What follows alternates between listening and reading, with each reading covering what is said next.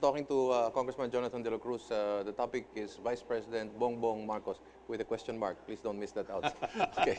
Baka akalain eh. Baka, and, para malinaw po. Para malinaw po tayo. Para malinaw, okay. So, IME is about 50% I think so. ready to run for the Yeah, Senate. ready to run for the Okay. Senate. Now, which party would this be? Well, with the president. With you, the President? Yeah. Okay. So, of the 12 slots already that PDP is talking about, she'll be an adopted candidate. She will be an adopted candidate, I'm sure. Running for the Senate this time around, Eric, will be quite difficult, especially for newcomers. Because Because there are 6 or 7 incumbents, and there are about 4 comebacking, okay. whose names are already Known. How about you're not referring to Mocha Unson, which is a 5 million blogger Well, following? malakas si Mocha. Oh, malakas. Malakas yun. So you're talking about maybe 12 for PDP, and then they'll have some guest candidates. Probably, ganun na mangyari niyan. So we can expect more or less already IME to be running. That is The indication. That is right now the indication. No, that is now the indication. And most likely with the president's blessings. Yes, with the president's blessings. Okay. So that is very clear. Bongbong will proceed with the protest. Okay. Is this the only strategy that is being undertaken in terms of realizing the mandate of the question mandate, of course, by Lenny Robredo's questioning the mandate, but the mandate of Senator Bongbong Marcos? Is this the only strategy that's in the Marcos camp? Right now, of course, that is the main effort. Main effort. If there is a main effort, there must be Yeah. a smaller effort. What is the... In the case of the protest, for example, I think there are 2 other issues that have to be hurdled and settled by the camp of the Vice President. Yes. Number 1 is the issue that was raised in 2013 still by then Governor Congressman Louis Villaferte, which was the issue of the contributions from foreigners. Okay. Which is a pending issue at the COMELEC. They have not resolved that. Not yet resolved. That has not yet been resolved because the Congressman Villaferte, he ran against Lenny at that time. And he claimed, and he has a lot of materials to prove this, that Lenny violated the electoral laws precisely because she accepted contributions from foreigners. Would you be comfortable with, of course, there have been suggestions that Glenn Chong, would Glenn Chong be a good replacement for Juan Bautista? He knows his electoral law. He has been cheated twice.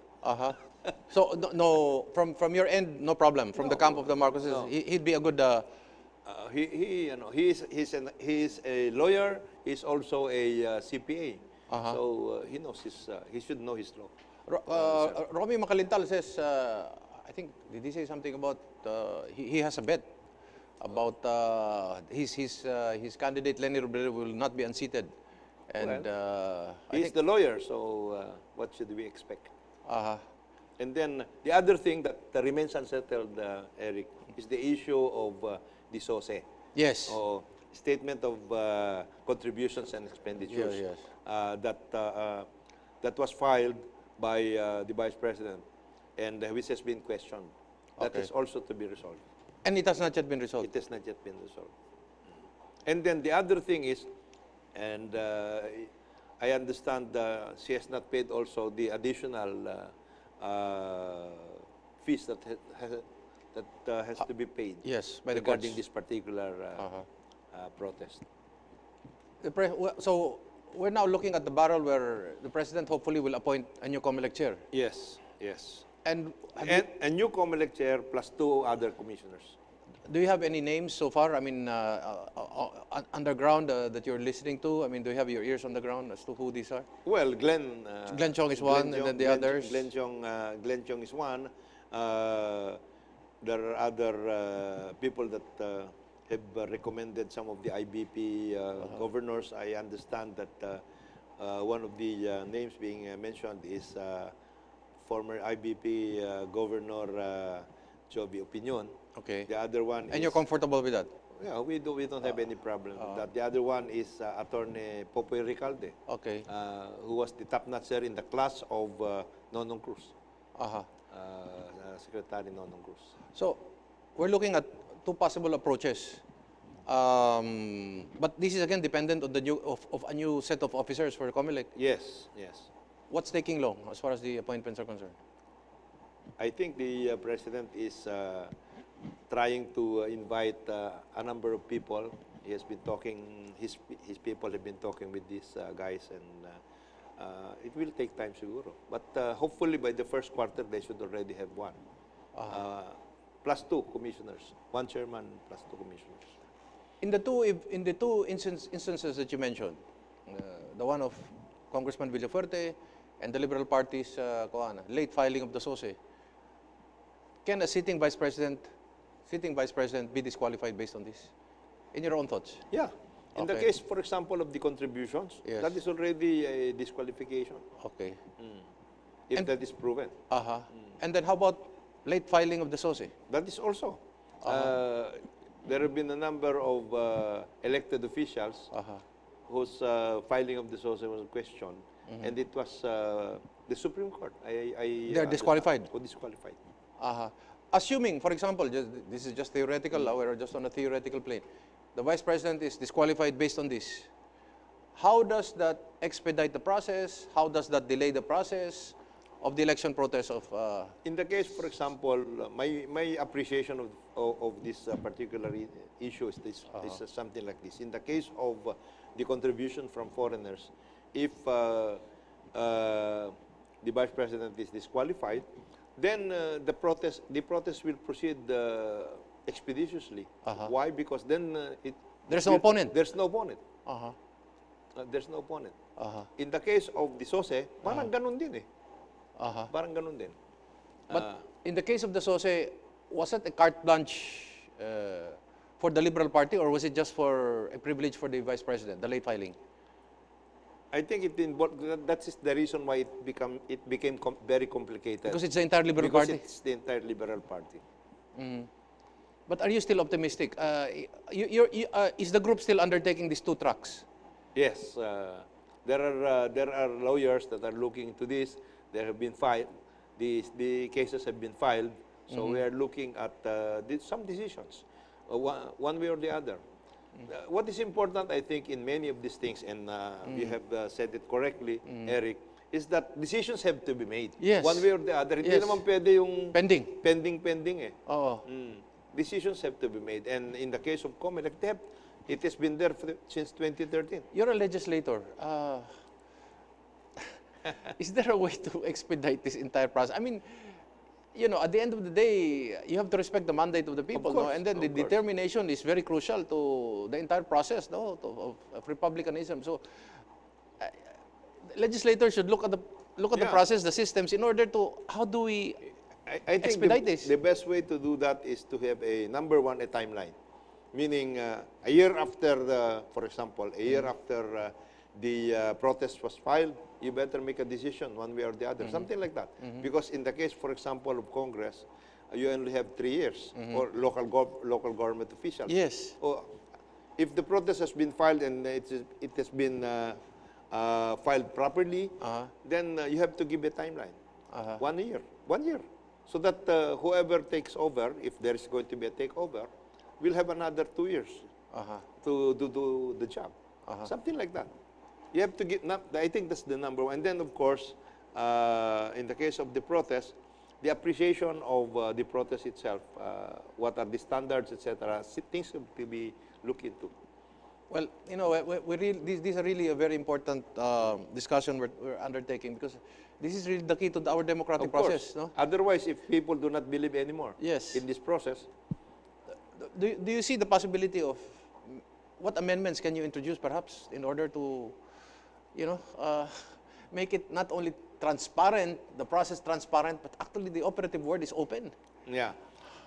Well, in the case of since we have an automated election system, the thing that we were looking at, in my case, for example, was to have a hybrid. I think that is Combination the of both? combination of manual and automated. And there are processes that can be looked into properly for that purpose. And but the most important thing, because elections are elections, they will still be handled by human beings. So the most important thing will still be the COMELEC. Did computerization expedite fraud? Of course. It expedited the fraud. It can expedite the fraud. It can also expedite. It made it easier. It made it easier. It can also expedite the appreciation of the truth. So, dalawa yan. It can go either way. It can go either way. But there must be, a counter check to this, Of course. which is what you're talking about, a hybrid. A hybrid. When elections in the Philippines were still manual, it was more difficult to cheat, no? It was more difficult to cheat. It was tedious, but it was also more difficult. Yeah, and that is why it was more physical. If I may say Yes, so. yes, Meaning, yes. mas mabilis yung ano. It was faster for them to just eliminate the enemy. To shoot them. Yes, yes, yes. Of course, of course.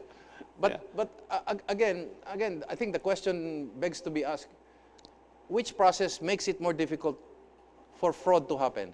Manual, computerized, or the hybrid that you're talking about now? I think the hybrid will be more difficult for fraud to happen because we have, as you said, as a matter of fact, there are a lot of people, and they are looking at India as the prime example, as the model. In India, it is a hybrid.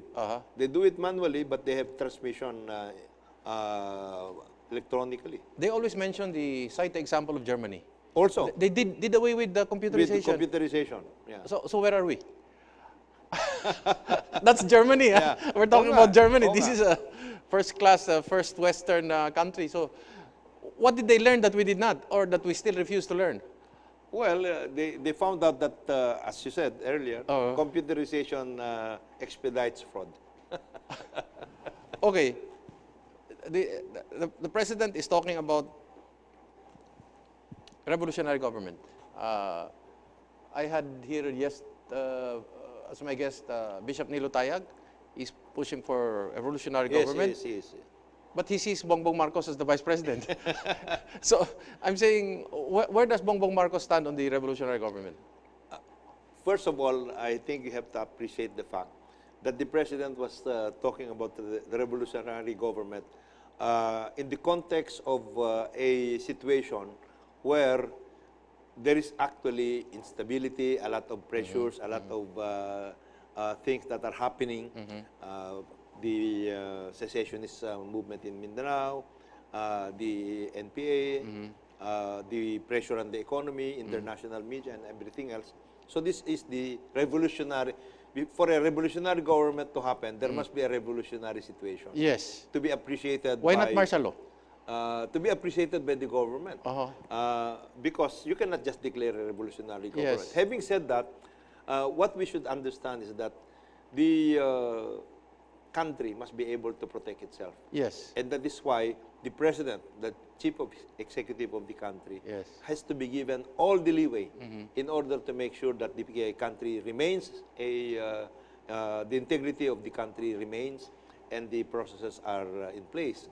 So that is why the president is always talking about revolutionary government under certain circumstances, under certain conditions. In a revolutionary government, is the vice president's position existent, crucial? It depends on the one who will be declaring the revolutionary Yes, exactly. government and who will be saying, ito ang gagawin natin. Because he or she must have his own... Yes, because Bishop Nilo Tayag is talking about the closure of Congress and the Senate in a revolutionary government. It usually happens. Yes. You must understand that in our case, there was a transition period from the takeover of Mrs. Aquino to the 1987 Constitution. Yes. That particular period was a revolutionary government period. So, there is still no position as far as that is concerned? No, there's not. There is no official position as far as Senator Marcos is No, I concerned? don't think so. He is just looking at it and taking stock of the situation. How about the issue of the Bangsamoro, the issue of the passage of a federal form of government. In the case of Bangsamoro, as you know, he Yes. was the one who mentioned Yes. and who came out with his own version of what should be the autonomous Yes. government in Muslim Mindanao. And I think he stands by that. Uh-huh. As far as he is concerned, in the original BBL version of the Pinoy government, there were a number of unconstitutional provisions, and there were a number of provisions that would have contradicted with the existing setup that we have in the country. So these are the things that have to be looked into, and I understand that he has made mention of this to President Duterte. Some of the things that he mentioned during the time that he was the chairman of the local government unit committee in the Senate. Now, in the case of federalism, I think he's open. He's open to it. Yes. Okay. He's open to it. Not to really compliment the senator, but I would like to publicly say that it was Senator Bongbong that actually was able to stop the BBL. The unconstitutional. Yeah, unconstitutional BBL. Yes, yes. exactly. Yes. And it was because of his efforts. Because of his efforts. And he understood the dynamics. Yeah.